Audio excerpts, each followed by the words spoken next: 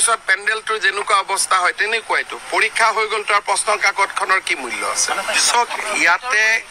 কিছুমান ব্যক্তিয়ে এডিআৰিত ভুল উলিয়াবৰ কাৰণে দিনে ৰাতিয়ে বিৰামহীন প্ৰচেষ্টা কৰি আছে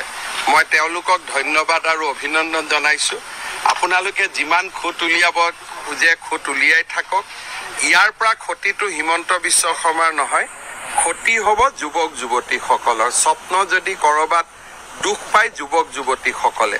গতিকে এই যে এডিআৰি পৰীক্ষাক লৈ ভুল নোহোৱা এটা পৰীক্ষাত ভুল উলিয়াবৰ কাৰণে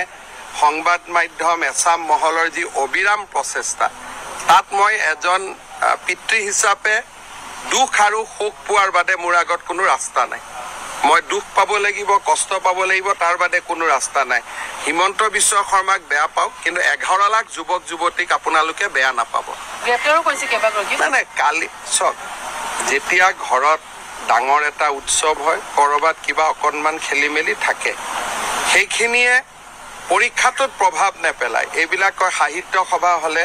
আগতে আমি পেপাৰত পঢ়িছিলো পাৰ্শ্বজ্যোতি বুলি এইবিলাক পাৰ্শ্বজ্যোতি কিবা ডাঙৰ পৰীক্ষা হলে কিন্তু তাকে লৈ সুট পেন পিন্ধি টিভিত ওলাই যে পৰীক্ষা বেয়া হৈ গ'ল বা প্ৰশ্নৰ কাকত ওলাই গ'ল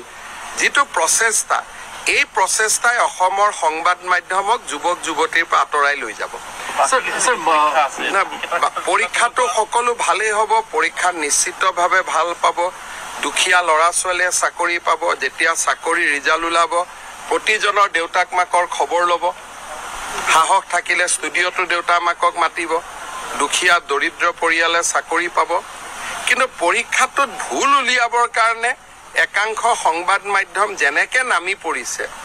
তেনেকুৱা হলেতো কোনো পৰীক্ষাই নাপাতিব ভৱিষ্যতে ভয়তে মই ভয় নকৰো বুলিহে পৰীক্ষাটো পাতি আছো মোৰ পিছততো পৰীক্ষা পাতিবই মানুহে ভয় কৰিব এটো 2:17 তাৰ পিছত পৰীক্ষা হৈ যোৱাৰ পিছত প্ৰশ্নৰ কাকতখনটো এটা খোলা হৈ গ'ল অহাকালিতো আমি দিয়েই দিম 29 তাৰিখৰ পৰীক্ষা হোৱাৰ পিছত প্ৰশ্নৰ কাকতখনৰ মূল্য কি থাকিলে হৈ যোৱা পৰীক্ষাটাৰ পিছত প্ৰশ্নৰ কাকতখন তাৰ মূল্য কি সেইকাৰণে মই এবাৰ সেবাক কৈছো প্ৰশ্নৰ কাকতখন ঘৰতে লৈ যাব দিব নহলে সংবাদ মাধ্যমে এইখনক লৈ ৰাজনীতি কৰি থাকিব OMR সিটটো ওলোৱা নাই আৰু 2:17 ডেৰটাত পৰীক্ষা শেষ হৈছে 2:17 কিছু শিক্ষাগুৰু বুলি কিছু শিক্ষাগুৰুৱে প্ৰচেষ্টা কৰিছিল যে এখন মই ফটোষ্টেট কৰিলো কিয় লৈছিল চাম কিন্তু তাৰ পাটো পৰীক্ষাত একো ক্ষতি হোৱা নাই পৰীক্ষাটো ডেৰটাতে হৈ গ'ল OMR সিটটো জমা হৈ গ'ল আৰু প্ৰশ্নৰ কাকতখন কি আছে বিয়া হৈ যোৱাৰ পিছত পেন্ডেলটোৰ যেনেকুৱা অৱস্থা হয় তেনেকুৱাইতো পৰীক্ষা হৈ গ'ল তাৰ প্ৰশ্নৰ কাকতখনৰ